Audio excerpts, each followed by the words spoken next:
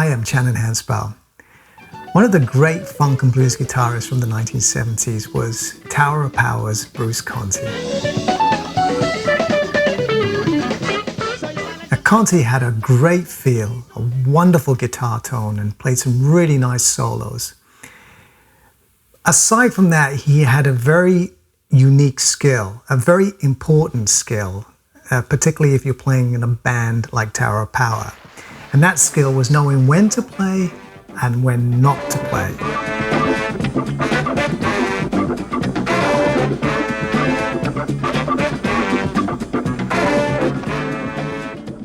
Tower of Power's lineup consists of drums, bass, keyboards, guitar, 5 brass, and vocals. And if you're a guitarist in that band, you really need to know when to sit out and when to play, because there's so much going on. You have this intricate rhythmic interaction between the drums and the bass, and the keyboards are somewhere in between the bass and the guitar, trying to fit in there, and the 5 brass that you have are playing these luxurious harmonies and complicated rhythmic figures. So knowing your place in a band like that takes a lot of skill, and of course Conte demonstrated this skill numerous times.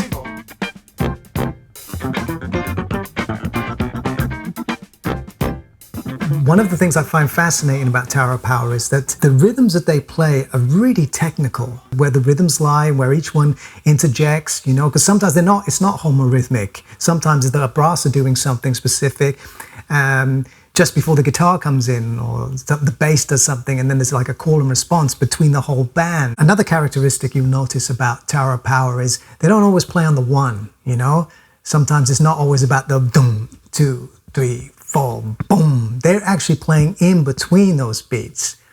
For example, the first piece that we're going to look at, there is no accent on the one. The one is implied. Everybody's playing around it. Now this is a common feature in Tower of Power.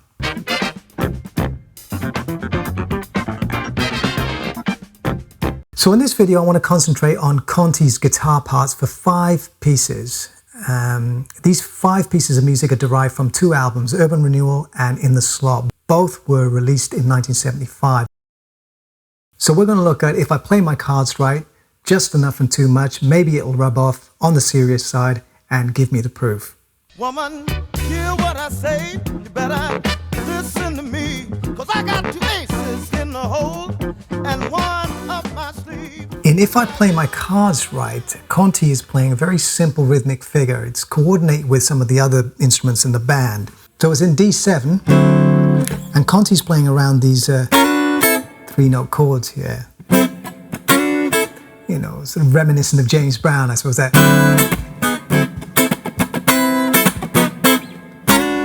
But here he's playing 3-note chords, and then doubling with the bass.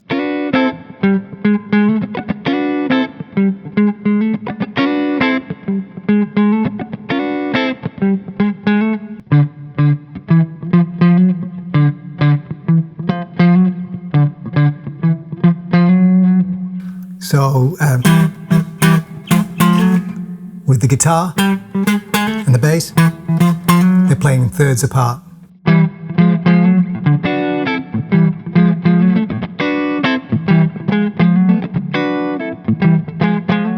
With the emphasis on the last semiquaver of the 4th beat and the second quaver of beat 1 in the following bar. So you have 1, 2, 3, 4, 1, 2, 3, 4, ba ba dum.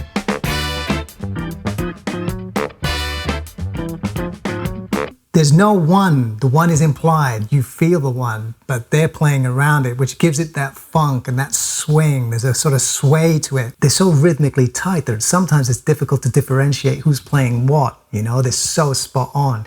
It's a similar thing I used to get when I was trying to transcribe horn arrangements by the Brecker brothers. If you listen to Randy and Michael Brecker play those parts, they're so tight that it's very difficult sometimes to hear individual notes. You just hear it as a block of harmony, and trying to figure out which note is which is difficult. If one is slightly late, you can catch a note and you go, okay, that one's a third apart and whatever. You can do it, but it just takes a little bit more of an effort. but it's exemplary of a really tight band, a band that's been playing together for a long time and knows how to read each other rhythmically. The way you shake your hips, girl, your ruby red lips, the clothes that you wear. Now, the rhythmic characteristics in Just Enough and Too Much are quite similar in that the one is implied again. Not even the drums are playing anything on the one. You know, there's no kick, there's no snare. It's like, that one, you know, they stay away from it.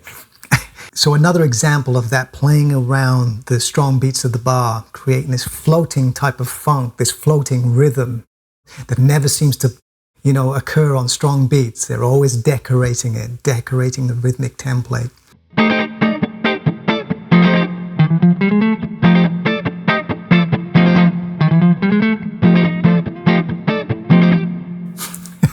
Really like that. So there's a nice interaction between the rhythm playing and those little cheeky riffs there. Similar to If I Play My Cards Right, where Conte is doubling the bass, harmonizing it a third away. The same thing's happening here. In the keyboards you have.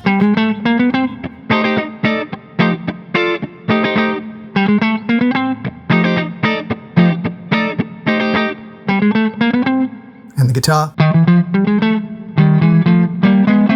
Playing that rhythm part in those riffs is a little bit tricky. You're sort of in the throes of playing that funky rhythm, and then you have to stop and readjust to play the... It takes a little bit of concentration there. The horn stab on the last note of each of those ascending riffs that are played by the guitar and the keyboards. Ba, ba.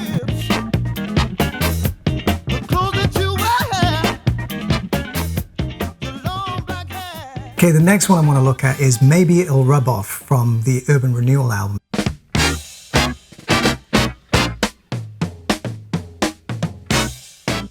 When I first heard this track, man, unbelievable. It's all so well coordinated. You've got all these syncopations going on between the instruments, call and responses. The horns do one thing, then the guitar comes in with something else, the drums are in between. Everything has its place. Every member of the band knows where to be, you know? It's sort of being at the right place at the right time.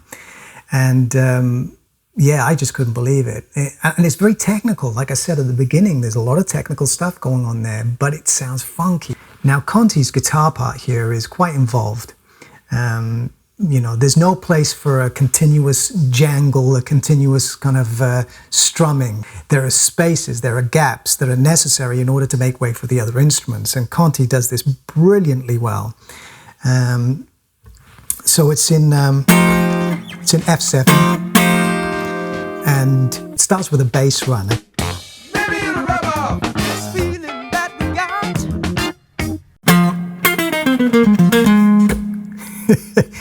Now, after that, Conte comes in with that little chord there. Actually, this little guitar part took me quite some time to get. It's so intricate. It's knowing when to play and what parts do you play. And also because they're so tight, as I mentioned before, it's difficult to hear things. They're just so together.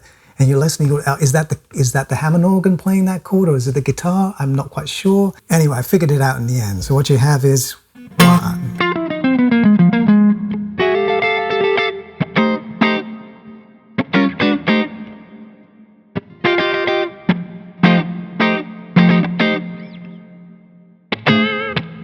So I'll play it again a little bit slower this time.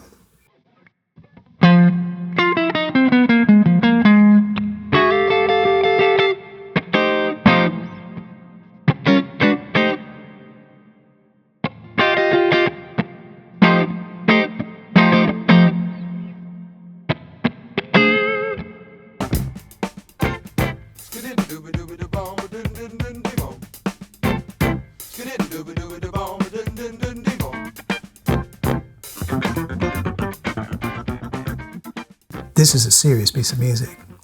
Again, playing with the time, playing with the rhythm.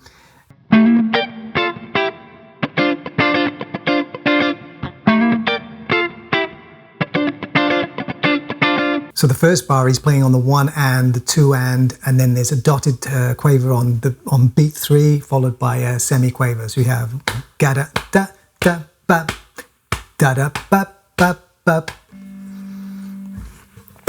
2 1. In the next bar he plays on the 1 and the 2, the 3 and the 4. So ga da da ba da da. So altogether you have 1.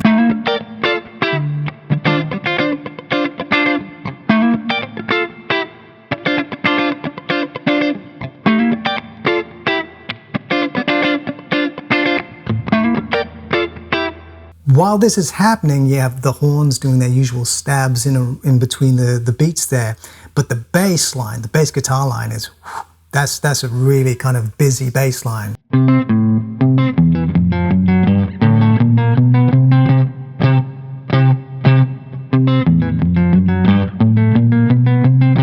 Making good use of the octaves there. It's a lot faster than that, so it's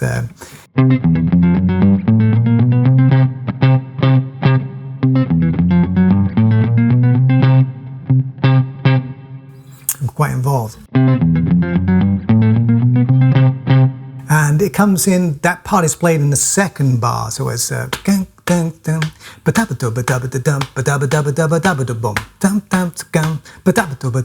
starts on the last semi-quaver of the bar, so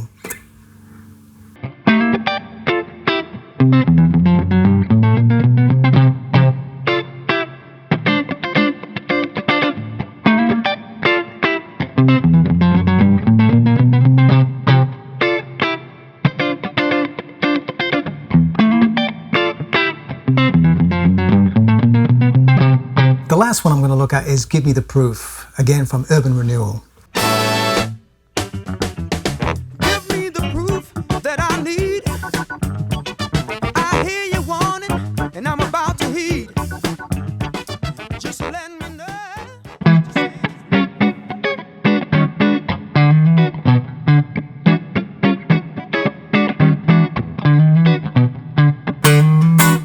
Hits that D, hammers onto the D sharp, slides up to the E, and then strums.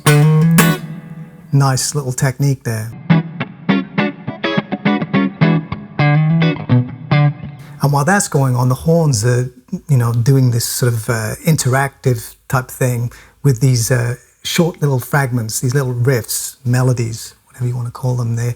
It starts in the trumpets, and then the saxophones, and then the baritone sax plays the low E. You get that. So in context you have